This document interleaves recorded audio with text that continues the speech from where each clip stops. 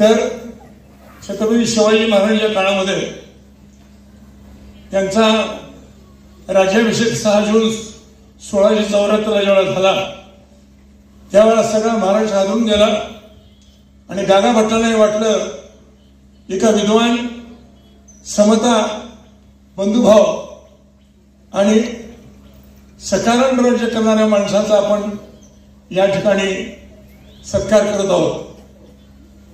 आदरणीय शरदजी गोरे, विशालजी पाटील, प्रकाशजी अवताडे, ॲडव्होकेट प्रशांत चौधरी, माझे मित्र लक्ष्मणजी ढोबळे, रवींद्र पाटील, कराडच्या आरवन्न कुटुंबाचे प्रमुख सुभाषरावजी हेरम, युवराज पाटील, सौभाग्यराजी बोहरा, नितीन नाडे, हनुमंत चिकणे आणि या संमेलन जबाबदारी स्वीकारली ते विकास भोसले। विशाल आणि विकास दोन्ही टीव्ही आहे आणि त्यामुळं विश्वास ठेवून काही मंडळी आज या ठिकाणी आली। या 3 वेळी कराडच्या ज्या महान लेखकाचं एका गरीब शेतकऱ्या कुटुंबात जन्माला आलेल्या यशवंत बळवंत चव्हाण या नावानंच शिक्षकांनी विचारलं तुम्हाला पुढे कोण व्हायचं आहे? टिळक हायस्कूलमध्ये त्यांनी मला यशवंत बळवंत चव्हाण व्हायचं म्हणून सांगितलं। या स्वर्गीय यशवंतराव चव्हाणांच्या नावानं या ठिकाणी उभारल्या गेलेल्या या सभागृहामध्ये प्रीती संगमावरती हे 31वे मराठी साहित्य संमेलन होतंय। याचा एक शब्द महत्वाचा आहे, नवोदित। यात एक शब्द आहे तो उदित आहे। उदित उगवल्यापासून मावळेपर्यंत, पण नवोदित म्हणजे नुकताच उगवलाय पण उगवतोय इथेच आणि या बांधावर अशीच श्यामल वेळ आणि सख्यानो किती रंगला खेळ।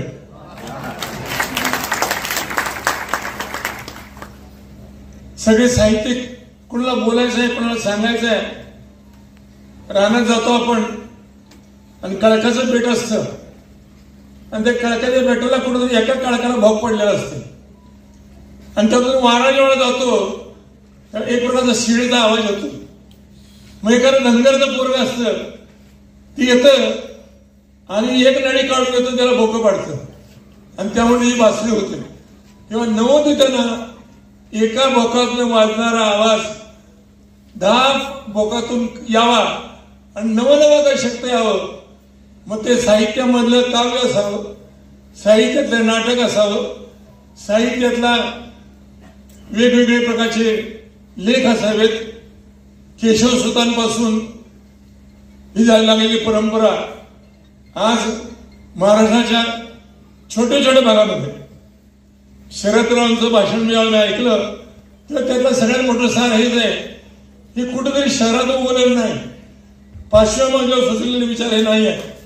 हे विचार रानावनामध्ये हेंटताना गुराख्याच्या पोराला सुचलेले विचार हे पुस्तकाने येतात आणि त्यातूनच खऱ्या अर्थानं साहित्य निर्माण होतं। हा जिल्हा सातारा आहे।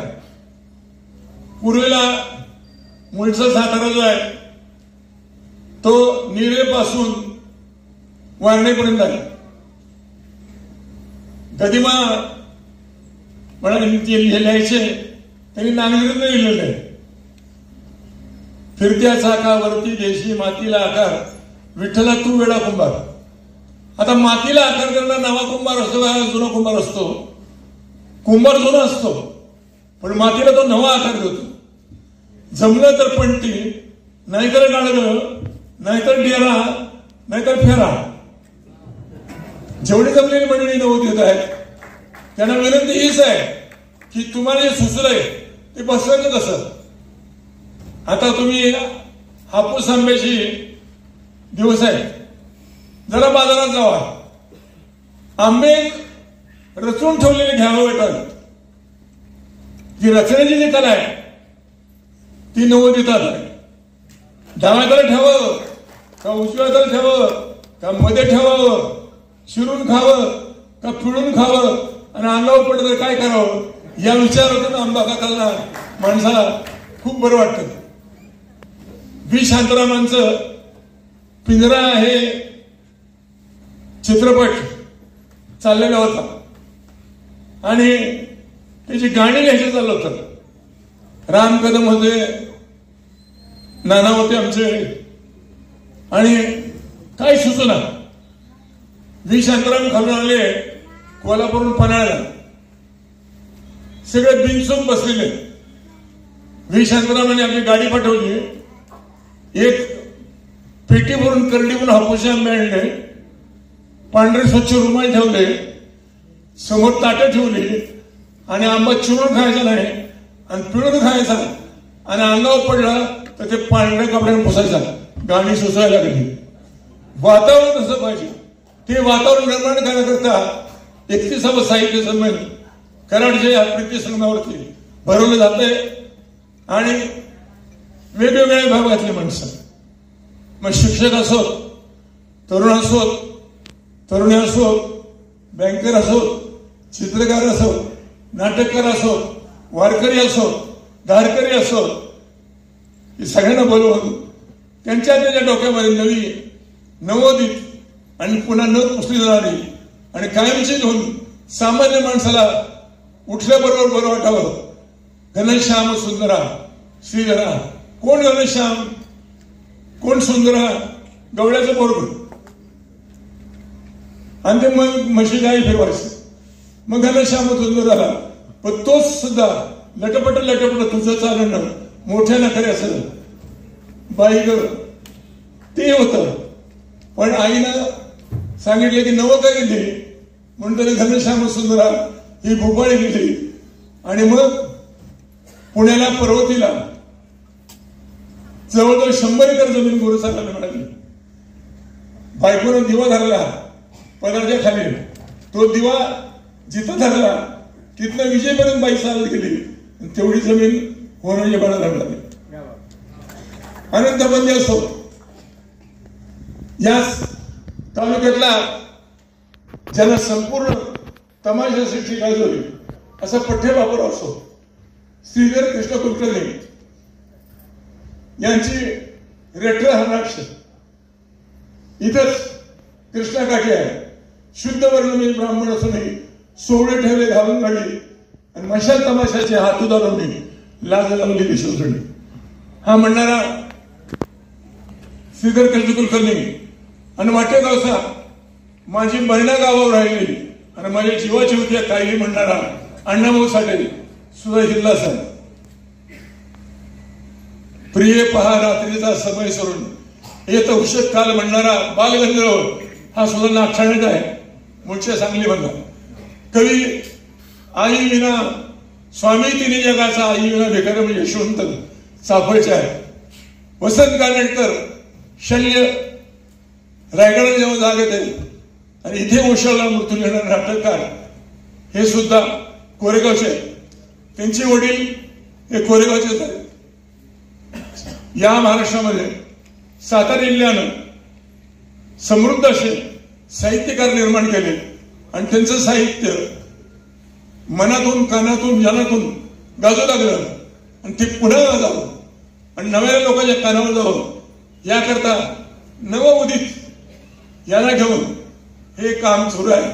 मी शरदराव आणि विकास या दोघांनाही आणि आता ज्या 3 लोकांचा सत्कार झाला असा सत्कार व्हावा आणि मग त्या सत्कारात आपली बायको असावी आणि तिनं बघावं. गाणं लिहितोय विजय गाण्यामुळे असं होतं म्हणल्यानंतर पुढचं 6 महिने मोकळं झालं. आणि म्हणून नवोदिताना आपल्या शिष्टीप्रमाणे गद्य लिहिता गद्य लिहा, पद्य लिहिता पद्य लिहा, लावणी लिहिता तर लावणी लिहा, फोटीले भांडार धन्याचा हा मालक मी तो हा मालक बरोबर. तुकारामांनी लिहिलं, धनोबा माऊलींनी लिहिलं, निळोबारायांनी लिहिलं, एकनाथांनी लिहिलं आणि नामदेव गडूकडे तांबे घेऊन गेले आणि पांडुरंग दूध पित नाही म्हणून नाचून नाचून डोकं फडायची वेळ आली. पांडुरंगाला उतरून दूध प्यावं लागलं. नवोदित झालं. गडूवर घेतलेलं दूध सामान्य माणसाने प्यावं आणि पांडुरंग नाचलं असं नाचावं असं साहित्य घ्यावं आणि त्यांच्यातून ते घडावं म्हणून ज्या यशवंतांना ते समृद्ध साहित्याचं लेणं मिळालं आणि कृष्णा काढली त्यांनी संपूर्ण साहित्य उभं केलं त्या यशवंतांना वंदन करून आपल्या सर्वांचं मनापासून स्वागत करतो. आणि त्याचबरोबर गेले 8-10 दिवस पहलगाम येथे आपल्या पर्यटकांवर जो हल्ला झाला तो हल्ला परतवण्याकरता भारतीय पातळीवरती नौदल असो, भूदल असो, वायुदल असो यांचे जे प्रयत्न चालू आहेत त्या सर्व आपल्या सैनिकांना त्यांच्या हाताला यश मिळावं याकरता त्यांना आपण प्रोत्साहन देऊया, त्यांचं अभिनंदन करूया आणि जे आत्मे नकळत स्वर्गलोकात गेले त्यांना वंदन करून आपण भारताला लवकरच खोडी काढाल तर गोडी नाहीशी होईल आणि तोडतोडी होईल हे कळू द्या आणि अद्दल घडवा. आणि ती अद्दल घडवण्याची ताकद या यशवंतराव चव्हाणांच्या हाती. 1962 साली चायनाचं युद्ध होतं होतं. 22 नोव्हेंबर 1962 सकाळी शपथविधी झाला आणि त्या शपथविधीने 2 शब्द अक्षरात राहा. आदरणीय पंडितजी बसले होते आणि चव्हाण साहेबांनी पहिलेच भाषण हिंदीमध्ये केलं. भाई और बहनों, चीन तो चीन है लेकिन हम प्राचीन है. आणि अशा यशवंतरावांच्या या मोहिमेमध्ये 31वे नवोदित साहित्य संमेलन होते. त्यांना माझ्या शुभेच्छा देतो. आणि दुरून लांबून आलेले जी मंडळी या ठिकाणी कानटाव करून बसले त्यांना चांगलं ऐकायला मिळावं. आणि त्याला सुद्धा बाई नेहमी म्हणते की माझा भाऊ राजा व्हावा आणि तो घोडवला घरी यावा. कुठल्या बहिणीला आपला भाऊ हा मोठा झाला होता. यशवंतरावांची आई म्हणायची नगा माळालो डगबगू सूर्यचंद्राला जाईल ढगू. सूर्यचंद्राला आले ढग सुद्धा जातो. मग आपल्यावर आलेलं सुखदुःखाचे क्षण हे नाहीसे होतात आणि पुन्हा ढग जाऊन सायंकाळच्या वेळी पसरणारी मुलं आणि गायींच्या खोरानं उडालेली ती तांबडी माती तिचा गोरज मुहूर्त. आता गोरज मुहूर्ताला आपण आलो.